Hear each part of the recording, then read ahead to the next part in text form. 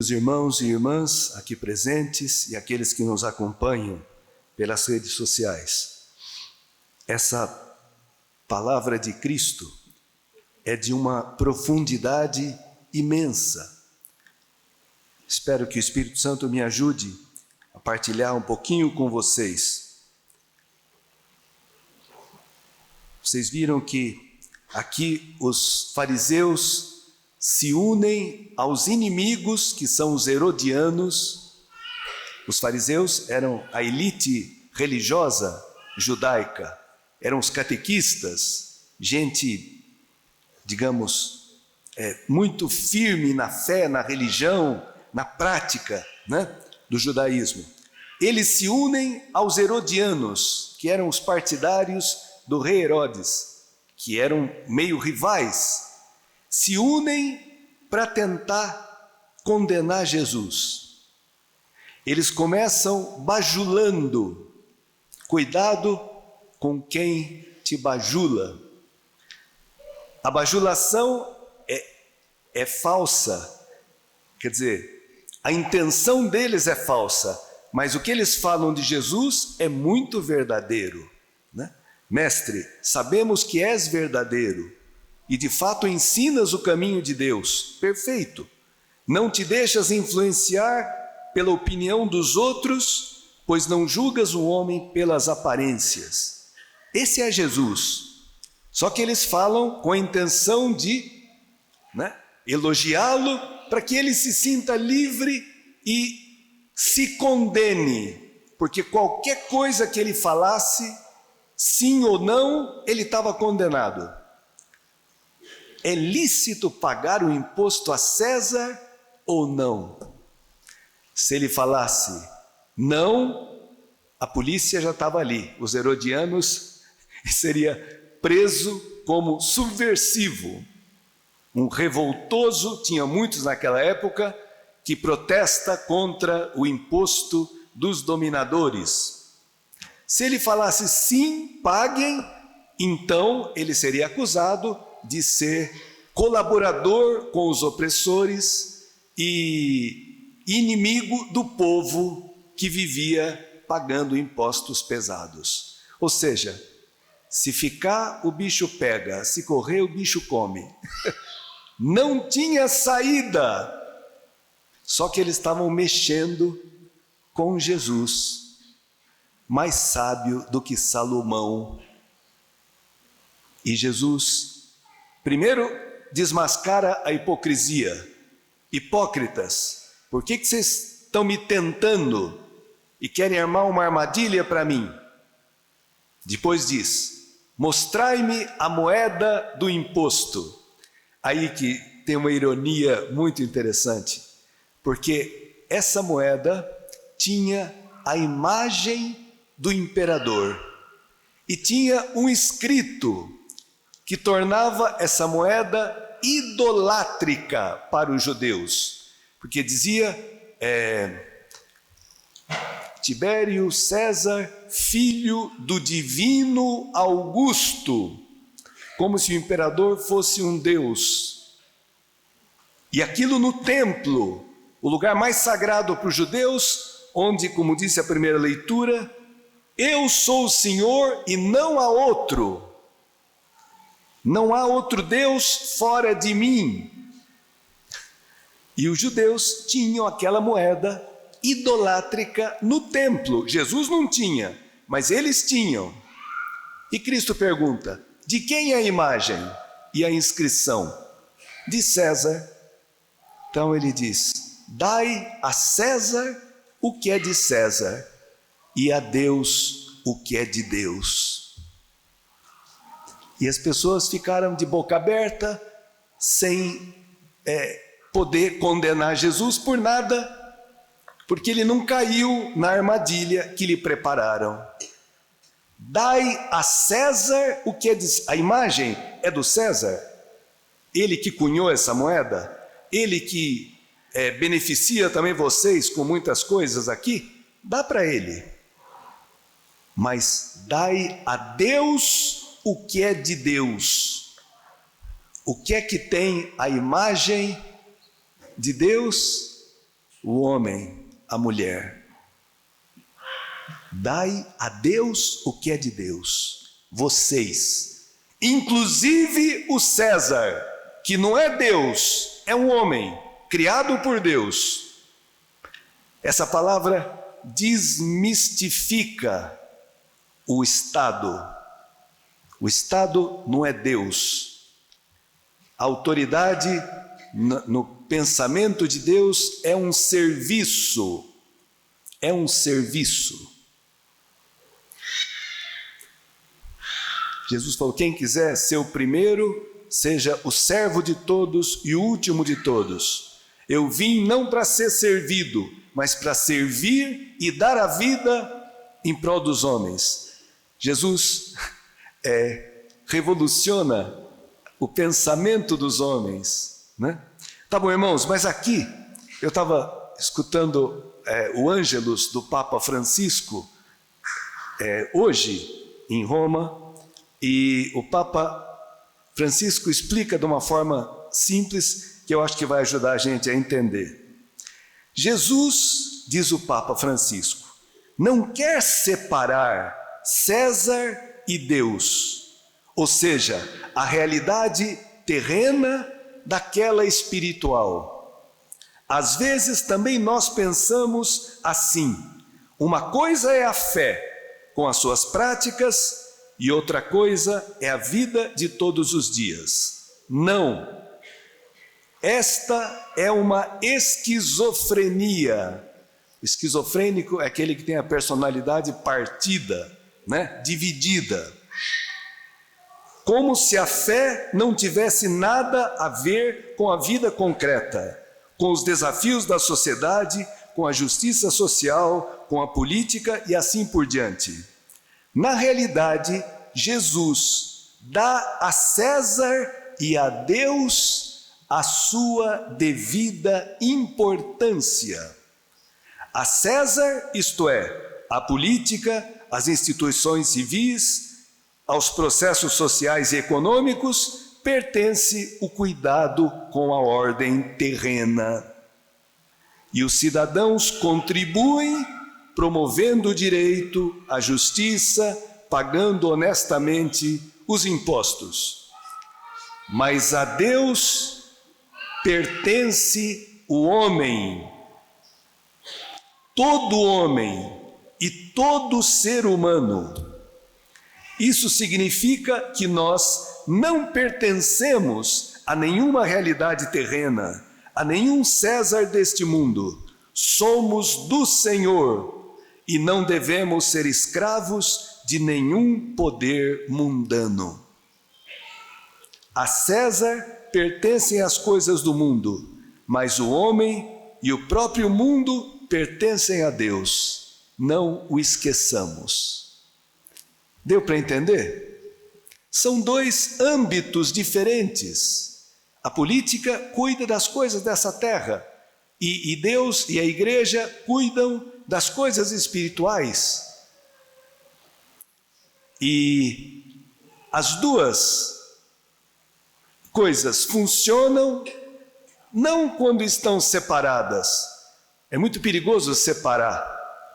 Todos os países que tiram Deus, que suprimem Deus, suprimem a liberdade e a igreja. Olhem as ditaduras aqui da América Latina. Nicarágua, Venezuela e todos os países onde suprimem Deus, suprime a liberdade das pessoas.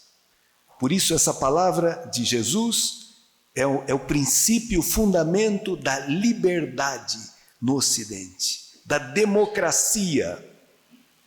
O Estado não é Deus, e quando ele se coloca como Deus, é um desastre. Por isso a importância da igreja como instância ética, que defende, digamos assim, os direitos de Deus. Deus não precisa de defesa, mas defende a vida, defende o bom senso, defende a verdadeira justiça. Tá bom, irmãos? Tem um autor anônimo que comenta essa questão da imagem de Deus no homem. Olha que coisa bonita. A imagem de Deus não está gravada no ouro, mas no gênero humano. A moeda de César é ouro, a de Deus é a humanidade. Portanto, concede a tua riqueza material a César, mas conserva para Deus a inocência singular da tua consciência, onde Deus é contemplado. Com efeito, César pediu que a sua imagem fosse gravada em cada moeda, mas Deus escolheu o homem, que ele mesmo criou para refletir a sua glória. Você é a imagem de Deus, como Cristo, que é a perfeita imagem de Deus Pai. Você quer saber quem é Deus? Por isso que o Filipe perguntou, Jesus, mostra-nos o Pai e isso nos basta. E Jesus respondeu, Filipe, há tanto tempo que eu estou com vocês e você me pergunta, cadê o Pai? Você não acredita que eu estou no Pai e o Pai está em mim? Quem me viu, viu o Pai. Jesus, perfeita imagem de Deus Pai. Mas essa imagem está em você, está em mim. E a igreja, através da palavra, dos sacramentos, da sua vida, vai fazendo com que essa imagem cada vez mais brilhe, apareça. A imagem do amor, a imagem do serviço, a imagem da bondade, a imagem do perdão, a imagem da sabedoria, a imagem da liberdade. Então, irmãos, se César reclama, Santo Agostinho fala isso, se César reclama a própria imagem impressa na moeda, não exigirá Deus do homem a imagem divina esculpida nele? Do mesmo modo que se devolve a moeda a César, assim se restitui a Deus a alma iluminada e impressa pela luz da sua face. Muito bom, irmãos. Então, uma palavra muito rica hoje, e essa imagem aparece em cada cristão através dessas chamadas virtudes teologais, que São Paulo fala na segunda leitura, carta aos Tessalonicenses. Diante de Deus recordamos a atuação da vossa fé, o esforço da vossa caridade e a firmeza da vossa esperança. Fé, esperança e caridade.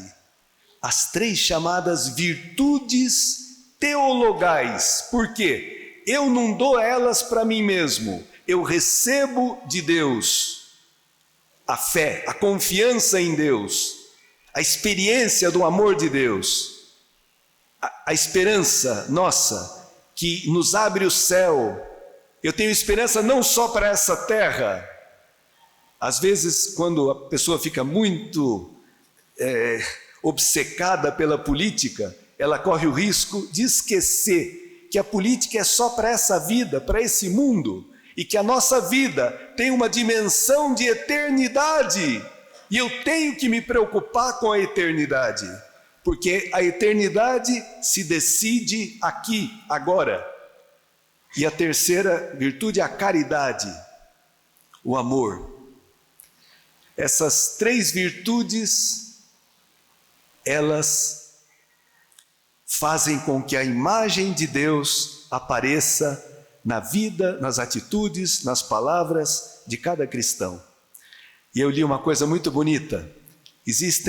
Cada uma dessas virtudes tem um grito. A virtude da fé, sabe qual é o grito da virtude da fé? Jesus é o Senhor, é Deus, o único. Sabe qual é o grito da esperança?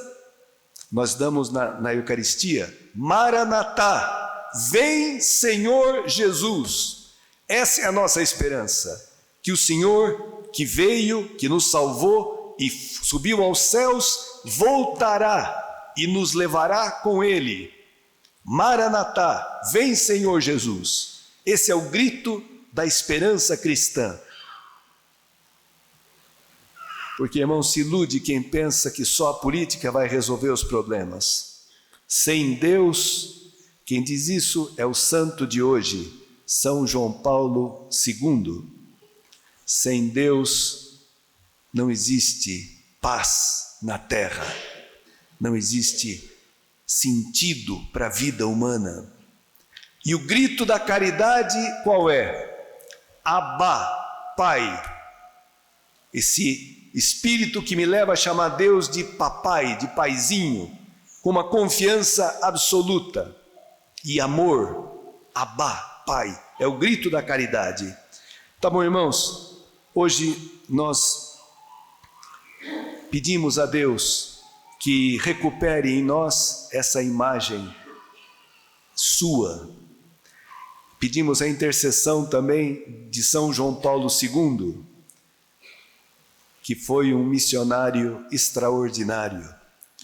Ele, nos 26 anos de pontificado, foi o terceiro Papa de mais longevo como Papa, né? Que ficou mais tempo como Papa, o terceiro da história da Igreja. Ele viajou anunciando o Evangelho, anunciando a Cristo, confirmando os irmãos na fé, o que corresponde a quase 30 voltas em torno da Terra. 129 países o Papa São João Paulo II visitou. 129 países. Os cardeais em Roma chamavam ele, brincando, de João Paulo fora dos muros. Tem a igreja de São Paulo fora dos muros. A igreja onde São Paulo foi sepultado fica fora dos antigos muros da cidade de Roma. E eles brincavam, dizendo que o Papa viajava tanto que era João Paulo fora dos muros. Estava sempre evangelizando fora. Mas cuidou também muito bem de Roma. E era Papa da Igreja Universal, quis estar presente, né, em todos os países. Aqui no nosso país veio 3 vezes Papa São João Paulo e tinha um carinho e um amor especial pelo Brasil. Tá bom, pedimos a intercessão dele, e um homem que soube dar a César o que era de César e a Deus o que era de Deus. E porque era um cristão que tinha cheio de fé, de esperança e de caridade, colaborou imensamente, né, no final do comunismo no seu país, a Polônia, né, e colaborou anunciando a verdade. Era um homem que não tinha hipocrisia, não tinha falsidade e não tinha medo de dizer a verdade aos Césares desse mundo, né? E ainda temos que redescobrir a importância, a santidade e a sabedoria desse Papa, que deixou 14 encíclicas sobre os temas mais diversos, fora muitas outras cartas e documentos e coisas, mas 14 encíclicas Papa São João Paulo II deixou para a Igreja e a humanidade, de uma sabedoria imensa. Irmãos, hoje é dia também mundial das missões, por isso que no ofertório a coleta é feita hoje em todas as igrejas do Brasil para as missões, para que a gente ajude aqueles missionários que vão a lugares muito difíceis, longínquos, difíceis de acesso, para levar o Evangelho e a Palavra de Deus.